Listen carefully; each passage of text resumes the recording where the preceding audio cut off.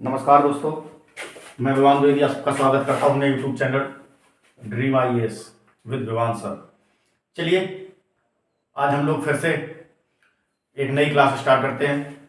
कल हमने आप लोगों को बताया था उत्तर भारत की नदियां गंगा, ब्रह्मपुत्र और सिंधु नदी, इन नदियों के बारे में बताया था कि सिंधु नदी का उद्गम कहाँ से होता है, ब्रह्मपुत्र नदी का उद्गम कहाँ से होता है और गंगा नदी का उद्गम कहाँ से होता है, कौन कौन सी इनकी सहायक नदियाँ हैं। जैसे एक बार हम लोग रिकॉल कर लेते हैं सिंधु नदी की सहायक नदियां जो कि दाएं हाथ से मिलती हैं आकर। सिंधु नदी की दाएं हाथ से मिलने वाली नदियां कौन कौन सी हैं?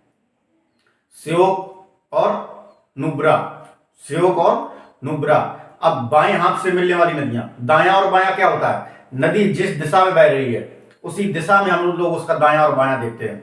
जैसे सिंधु नदी ऐसे बह रही है, जैसे ये सिंधु नदी जा रही है तो सिंधु नदी का बायां तरफ तो कौन सा होगा? ये वाला दायां होगा ऊपर से और बायां नीचे से।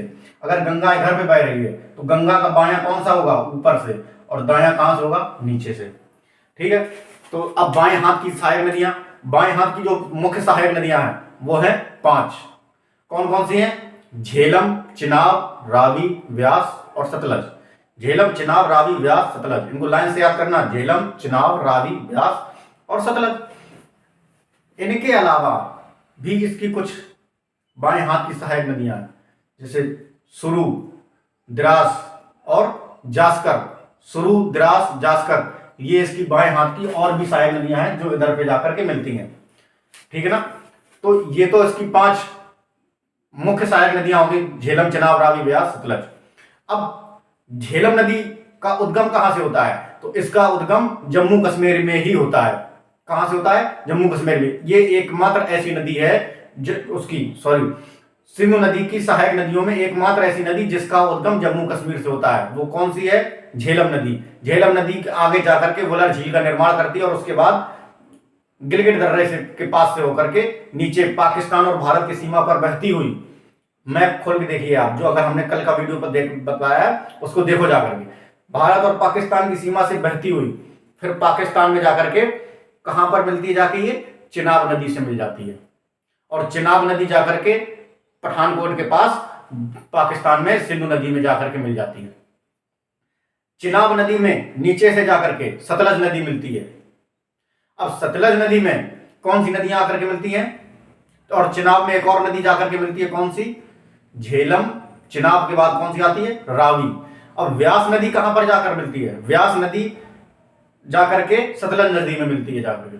और जहां पर पंजाब राज्य में व्यास नदी सतलज नदी से मिलती है उस जगह को क्या कहते हैं? हरिके बांध। क्या होता है? कौन से बांध का निर्माण होता है? हरिके नामक बांध का निर्माण होता है पंजाब में। और इसी बांध से इंदिरा गांधी नहर, जो कि राजस्थान से होते हुए इधर पे आती है, राजस्थान में पानी के लिए जीवन रेखा बनी हुई है। कौन सी नहर है? इंदिरा गांधी नहर, वो इसी बांध से आती है। ठीक है ना? अब देखो चिनाब नदी का उद्गम कहां से होता है और रावी और व्यास नदियों का उद्गम कहां से होता है? चिनाब नदी का उद्गम हिमाचल प्रदेश के बारालाचाला दर्रा के पास से होता है और रावी और व्यास, इन दो नदियों का उद्गम एक ही स्थान से रोहतांग दर्रे के पास से होता है। कहां से होता है?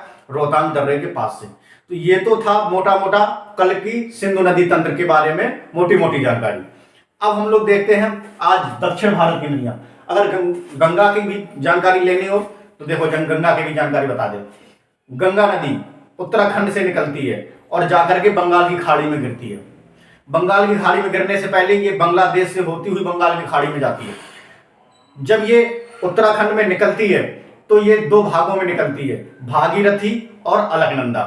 भागीरथी नदी और अलकनंदा जिस स्थान पर मिलते हैं वो हरिद्वार में देवप्रयाग नामक स्थान पर मिलते हैं। कहां पर मिलते हैं? देवप्रयाग में। भागीरथी और अलकनंदा देवप्रयाग में मिलने के बाद जब ये मैदानी इलाका में बहती है तब हम इसको क्या नाम देते हैं? गंगा। देवप्रयाग के बाद ही हम इसको नाम देते हैं गंगा। भागीरथी और अलकनंदा के मिलने पर अलकनंदा नदी 2 नदियों के संगम से बनती है। 2 नदी कौन सी हैं? धौली गंगा और विष्णु गंगा। धौली गंगा और विष्णु गंगा के मिलने से कौन सी नदी का निर्माण होता है? अलकनंदा नदी का। जिस स्थान पर ये दोनों मिलती हैं, विष्णु गंगा और धौली गंगा, उस स्थान को हम लोग क्या कहते हैं? विष्णु प्रयाग। उस स्थान को क्या कहते हैं, विष्णु प्रयाग। उसके बाद जब अलकनंदा नदी बन के नीचे की तरफ आती है तो उसके पास में एक और नदी आकर के मिल जाती है, उसमें पास आती है पिंडारी नदी, और उस स्थान को हम लोग क्या कहते हैं, कर्णप्रयाग। ऐसे ही नंदाकिनी नदी नंदप्रयाग, ऐसे ही मंदाकिनी नदी उसको हम लोग क्या बोलते हैं, रुद्रप्रयाग। और उसके बाद जब अलकनंदा नदी भागीरथी में मिल जाती है उसको हम कहते हैं देवप्रयाग। तो ये तो था गंगा का बनने से, गंगा के बनने से पहले तक का सफर।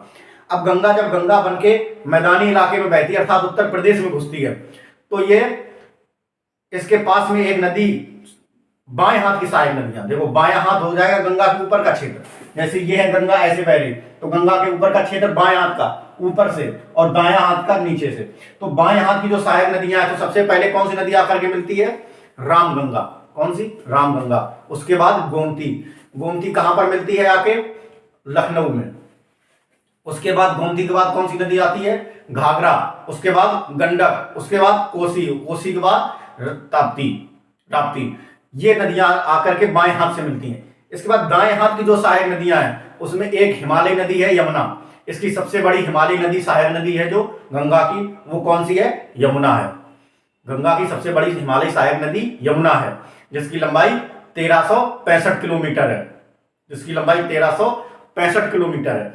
इसके बाद गंगा की जो और भी सहायक नदियां हैं वो कौन कौन सी हैं, गंगा की सहायक नदियां, यमुना की सहायक नदियां। गंगा की सहायक नदी है यमुना। यमुना की जो सहायक नदियां हैं वो है चंबल, सिंध, बेतवा, केन। चंबल, सिंध, बेतवा, केन, ये यमुना की सहायक नदियां, ये यमुना में जाकर के मिलती हैं। उसके बाद यमुना नदी अपना जल किसमें गिराती है, गंगा नदी में जाकर इलाहाबाद में। तो ये जो सहायक नदियां हैं चंबल, सिंध, बेतवा, केन, ये अपना जल कहां से लाती हैं, ये अपना जल लाती हैं मध्य प्रदेश में मालवा के पठार से। कहां से लाती हैं, मध्य प्रदेश में मालवा के पठार से अपना जल लाती हैं। तो इसके बाद जब यमुना नदी गंगा नदी में जाकर के मिल जाती है, उसके बाद गंगा में और भी दो नदियां जाकर के मिलती हैं, टोंस और सोन। सोन नदी कहां से, मध्य प्रदेश के अमरकंटक से अपना जल उठा करके गंगा नदी में मिलाती है। उसके बाद गंगा नदी पश्चिम बंगाल में होती हुई जाकर के कहां पर मिल जाती है, बांग्लादेश में घुस जाती है। तो बांग्लादेश में घुसने से पहले पश्चिम बंगाल में ये दो भागों में विभाजित हो जाती है। कौन कौन सी नदी, हुगली नदी, इसकी दो शाखाएं हो जाती हैं, एक तो इसकी शाखा नीचे की तरफ चली आती है और एक शाखा बांग्लादेश में घुस जाती है। तो जो नीचे की तरफ शाखा आती है उसको हम लोग हुगली नदी बोलते हैं। हुगली नदी में छत्तीसगढ़ में पठार से जो नदी जाकर के मिलती है हुगली नदी, उसको हम कहते हैं दामोदर नदी। उसको कौन सी नदी कहते हैं, दामोदर नदी। इसके बाद जब गंगा नदी की मुख्य धारा बांग्लादेश में घुसती है तो उसको हम लोग क्या नाम देते हैं, पद्मा। क्या नाम देते हैं, पद्मा। और इसी पद्मा में जब आकर के ब्रह्मपुत्र और मणिपुर से बराक नदी आकर के मिलती है, चूंकि बराक नदी का दूसरा नाम मेघना है, इसलिए हम लोग इसकी संयुक्त धारा को, बराक नदी के मिलने के बाद हम इसकी संयुक्त धारा को क्या कहते हैं, हम लोग इसकी संयुक्त धारा को कहते हैं मेघना। और मेघना नदी जाकर के अपना जो डेल्टा है वो जाकर के बनाती है बंगाल की खाड़ी में। कहां पर बनाती है, बंगाल की खाड़ी में। तो ये तो था उत्तर भारत की नदियों का संक्षिप्त विवरण। अब हम लोग देखते हैं दक्षिण भारत की नदियों के बारे में। किसके बारे में, दक्षिण भारत की नदियों के बारे में, क्योंकि यहां तक मालवा के पठार से ऊपर तक का हमने आपको बता दिया, जो कि चंबल, सिंध, बेतवा, केन, ये यमुना की सहायक नदियां यहां से मालवा के पठार से अपना जल ले जाती हैं। इसके नीचे हम आपको बताते हैं, तो जो ये इस भाग को हम लोग क्या कहते हैं, प्रायद्वीपी भारत। इसको हम लोग क्या बोलते हैं, प्रायद्वीपी भारत। प्रायद्वीप क्यों बोलते हैं, स्थलखंड का वह भाग, स्थलखंड का वह भाग जो समुद्र तीन ओर से समुद्र से घिरा हो, उसको हम लोग क्या बोलते हैं, प्रायद्वीप। स्थलखंड का वह भाग जो समुद्र से तीन ओर से घिरा हो उसको हम लोग प्रायद्वीप बोलते हैं, और जो चारों तरफ से घिरा हो उसको हम लोग द्वीप बोलते हैं। उसको क्या बोलते हैं, द्वीप बोलते हैं। अब इस भारतीय प्रायद्वीप में चूंकि ये पठारी क्षेत्र है, इसमें जो नदियों का वितरण है वो दो भागों में होता है, एक तो पूरब के तट की तरफ और एक पश्चिम के तट की तरफ। तो हम लोग एक एक करके पढ़ते हैं। पहले हम लोग पढ़ेंगे पूर्वी तटीय नदियां, फिर उसके बाद पश्चिम तटीय नदियां। ये है पश्चिमी घाट, ये लोग आप लोग जो देख रहे हैं ये क्या है, ये है पश्चिमी घाट, ठीक है ना। ये है कौन सी पर्वत श्रेणी? ये है सतपुड़ा पर्वत श्रेणी। कौन सी श्रेणी है? सतपुड़ा पर्वत श्रेणी। और ये जो बीच से रेखा की देख रहे हैं आप लोग, ये है भूमध्य रेखा, सॉरी भूमध्य रेखा नहीं, कर्क रेखा। ये कौन सी रेखा है? कर्क रेखा है। कर्क रेखा को 2 बार कौन सी नदी काटती है? कर्क रेखा को 2 बार काटती है माही नदी। कौन सी नदी काटती है? माही नदी। देखो ये 2 बार काट रही है माही नदी। ये माही नदी कर्क रेखा को 2 बार काटती है। अब देखते हैं हम लोग सबसे पहले पश्चिम तटीय नदियां, सॉरी पूर्वी तटीय नदियां। तो पूर्वी तटीय नदियों में सबसे पहले देखो ये लोग, आप अभी हमने हाल आपको बताया कि गंगा की एक शाखा जो इधर से भारत में बह के चली आती नीचे की तरफ, उसको हम लोग क्या कहते हैं? हुगली नदी। और हुगली में जाकर के जो नदी अपना जल गिराती है उसको हम लोग कहते हैं दामोदर नदी। ये देखो दामोदर नदी। इसके बाद जैसे ही दामोदर नदी, हुगली नदी के नीचे हम लोग बढ़ते हैं तो सबसे पहले जो नदी है ये हजारीबाग पठार से अपना जल उठाकर, हजारीबाग पठार से अपना जल गिरा उठाकर ये कौन सी नदी है? स्वर्णरेखा, वैतरणी, ब्राह्मणी। ये 3 नदियां, स्वर्णरेखा, वैतरणी, ब्राह्मणी, ये 3 नदियां अपना जल किसमें गिराती हैं? बंगाल की खाड़ी में, ओडिशा के पास में। कहां पर गिराती हैं? बंगाल की खाड़ी में गिराती हैं। इसके बाद जो मुख्य सहायक नदी है, जो मुख्य नदी है दक्षिण भारत की, ये है। इसके बाद आती है महानदी। कौन सी नदी है? महानदी। महानदी, इसकी जो मुख्य सहायक नदियां हैं, महानदी की मुख्य सहायक नदियां कौन कौन सी हैं? आप लोग बताओ जल्दी जल्दी जल्दी। महानदी की मुख्य सहायक नदियां कौन कौन सी हैं? इसकी नदियां हैं एब, इधर से देख लो, लिख लो, लाइन से लिखना है आप सबको। ये बहुत इंपॉर्टेंट होती है इन नदियों की सहायक नदियां, क्योंकि हम लोग दक्षिण भारत की नदियों के बारे में कम पढ़ते हैं, इसलिए क्वेश्चन ज्यादातर यहीं से उठा लेते हैं। जैसे हम लोग उत्तर भारत में अपनी गंगा नदी के बारे में तो जानते हैं कि गंगा नदी की सहायक नदी यमुना है, और यमुना की सहायक नदियां चंबल, सिंध, बेतवा, केन, ये सारी नदियां हैं। और भी गंगा की सहायक नदियां, उनके बारे में जानते हैं हम लोग, उनके बारे में ज्यादातर हम लोगों को नॉलेज रहती है, उसके आसपास क्षेत्र में रहते हैं। लेकिन इन नदियों के बारे में हम लोग जानने की कोशिश कम करते हैं, इसलिए क्वेश्चन पेपर में इनसे आ जाता है। कैसे आ जाता है? इनसे क्वेश्चन ऐसे आ जाता है कि मंजीरा किसकी सहायक नदी है? 4 ऑप्शन दे देगा, आपको नहीं आएगा। इब कौन सी किसकी सहायक नदी है? इब, मंद, हासदेव और मंजीरा, इनमें से कौन सी नदी महानदी की सहायक नदी नहीं है? आप लोग बताओ, आपको अगर याद आ रहा हो कुछ। नहीं आएगा। प्राणहिता किसकी सहायक नदी है? इंद्रावती किसकी सहायक नदी है? आप लोगों को नहीं आएगा, इसलिए बहुत ध्यान से पढ़ना। क्या महानदी की सहायक नदियां कौन कौन सी हैं? सबसे पहले इब, फिर उसके बाद मांड, हासदेव, सियोनाथ, इब, मंड, हासदेव, सियोनाथ, ओग, जोंक, तेल, ये सहायक नदियां हैं। ये सारी सहायक नदियां हैं। किसकी सहायक नदियां हैं? महानदी की सहायक नदियां। कौन कौन सी हैं? इब, मंड, हासदेव, सियोनाथ, ओग, जोंक, तेल। इनको लाइन से याद करना। नहीं याद लाइन से कर पा रहे, जैसे याद करना है वैसे करना है, लेकिन इनको ध्यान रखना। इसके बाद इसका महानदी का जो उद्गम होता है वो कहां से होता है? दंडकारण्य से। कहां से होता है? दंडकारण्य से। किसका निर्माण होता है? महानदी का। किसका होता है? महानदी का। इसके बाद बात आती है गोदावरी की। सबसे इंपॉर्टेंट नदी है गोदावरी, दक्षिण भारत की गंगा जिसको बोला जाता है। किसको बोला? दक्षिण भारत की सबसे बड़ी नदी किसको, कौन सी है? गोदावरी। इसको हम लोग बूढ़ी गंगा भी बोलते हैं। दक्षिण भारत की गंगा किसको बोलते हैं? कावेरी नदी को। दक्षिण भारत की गंगा कौन सी है? कावेरी नदी। और बूढ़ी गंगा किसको कहते हैं? गोदावरी नदी को। दक्षिण भारत की सबसे लंबी नदी गोदावरी नदी। ये कहां से निकलती है? ये महाराष्ट्र के त्र्यंबकेश्वर नामक स्थान से निकलती है। महाराष्ट्र के त्र्यंबकेश्वर नामक पठार से निकलती है, भाग से निकलती, पर्वत से निकलती, चोटी से, और ये जाकर के यहां पर आंध्र प्रदेश में क्या करती है? अपना जल गिराती है। इसी के साथ इसकी जो सहायक नदियां हैं, उन नदियों में कौन कौन सी सहायक नदियां हैं? गोदावरी की प्रमुख सहायक नदियां कौन कौन सी हैं? गोदावरी की प्रमुख सहायक नदियां कौन कौन सी हैं? वेनगंगा, पेनगंगा। कौन कौन सी हैं? वेनगंगा, पेनगंगा, प्राणहिता। वेनगंगा, पेनगंगा, प्राणहिता, वर्धा, वेनगंगा, पेनगंगा, प्राणहिता, वर्धा, पूर्णा, इंद्रावती, वर्धा, पूर्णा, इंद्रावती।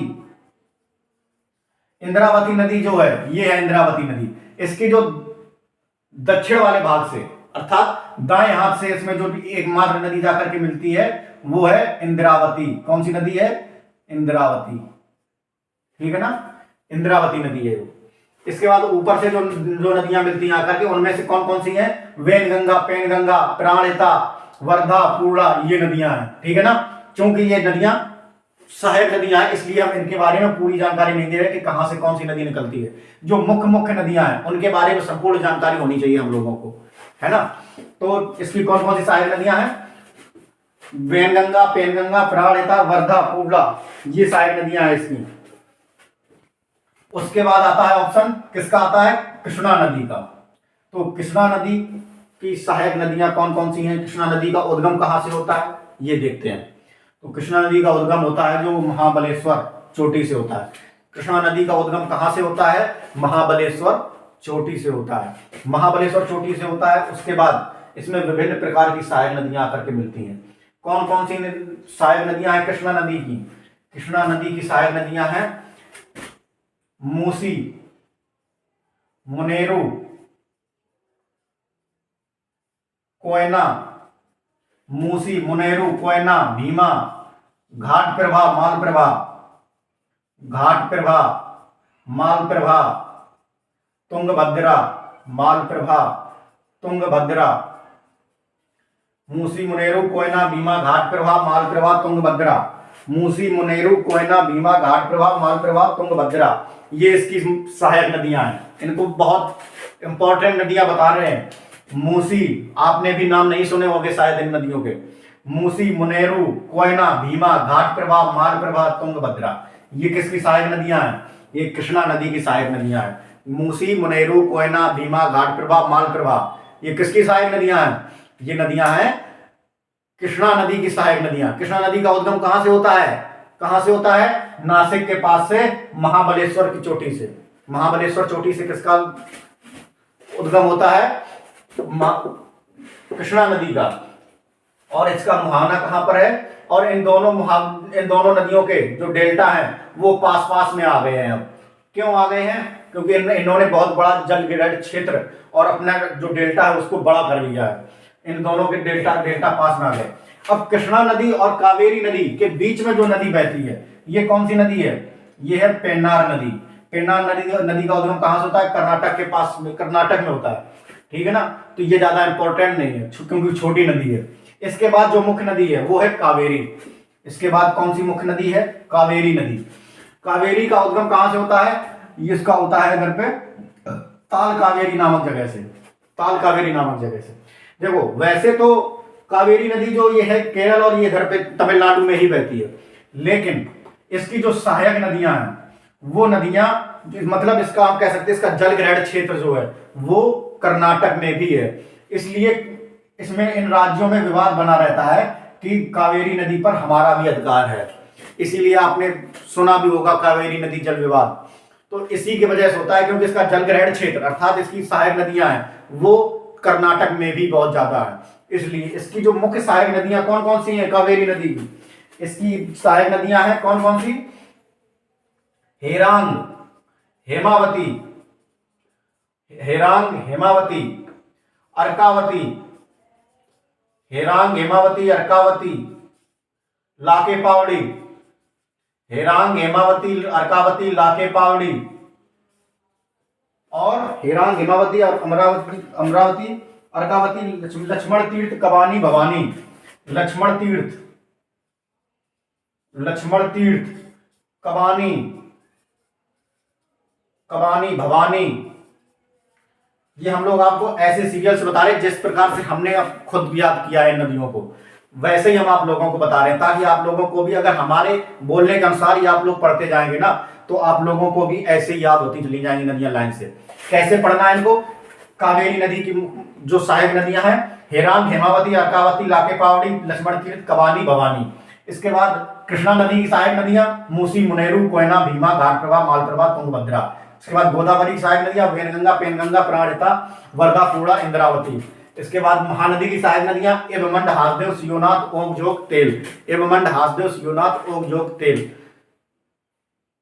ये सहायक नदियां हैं इसकी। तो ये तो थी पूर्वी घाट की तरफ जो नदियां बह रही भारत में, दक्षिण भारत में जो पूर्वी घाट की तरफ। अब पश्चिम घाट की तरफ देखते हैं। तो पश्चिम घाट की तरफ गुजरात में 4 नदियां आकर के इस खंबात की खाड़ी में गिरती हैं आकर के। कौन कौन सी 4 नदियां खंबात की खाड़ी में गिरती हैं? साबरमती, माही, नर्मदा और ताप्ती। नर्मदा नदी का जो उद्गम होता है वो कहां से होता है? अमरकंटक से, जहां से सोन नदी का उद्गम होता है। वहीं से कौन सी नदी का उद्गम होता है नर्मदा नदी का। नर्मदा नदी का उद्गम कहां से होता है? अमरकंटक से, मध्य प्रदेश में जगह है। और यहां से ये एक भ्रंश घाटी में बहती हुई नर्मदा नदी और ताप्ती नदी, अमरकंटक से निकलकर नर्मदा नदी और ये ताप्ती नदी, ये एक भ्रंश घाटी में बहती है। भ्रंश घाटी किसकी है? बीच में इसके है सतपुड़ा पर्वत श्रेणी। कौन सी श्रेणी है? सतपुड़ा पर्वत श्रेणी। और इसके आसपास बीच में सतपुड़ा, इसके इस साइड में दाएं हाथ पर कौन सी नदी है? नर्मदा, और बाएं हाथ पर ताप्ती। ये दोनों नदियां भ्रंश घाटी में बहती हैं। चूंकि ध्यान देने योग्य बात यह है कि ये दोनों नदियां अपने ढलान के विपरीत बहती हैं। देखो, पश्चिमी घाट का जो ये वाला भाग है, ये भाग है उठा हुआ भाग, और ये भाग है दबा हुआ। तो नदियां जो इधर से इधर बहती हैं, जिनके लिए ढलान पर्याप्त मात्रा में मिल जाता है, लेकिन ये नदियां अपने ढलान के विपरीत इस दिशा में जाकर के बहती हैं। चूंकि नर्मदा और ताप्ती, ये दोनों नदियां अपने ढलान के विपरीत जाकर के बहती हैं। ठीक है ना? माही नदी इधर से निकलती है तो ये कर्क रेखा को 2 बार काटती है। क्वेश्चन ये भी इंपॉर्टेंट आता है कि कौन सी नदी कर्क रेखा को 2 बार काटती है? तो माही नदी आता है। ठीक है ना? इसके बाद नीचे और आएंगे तो यहाँ पर कर्नाटक के साइड और भी कुछ नदियां हैं। जैसे यहाँ पर आइए ये शरावती नदी।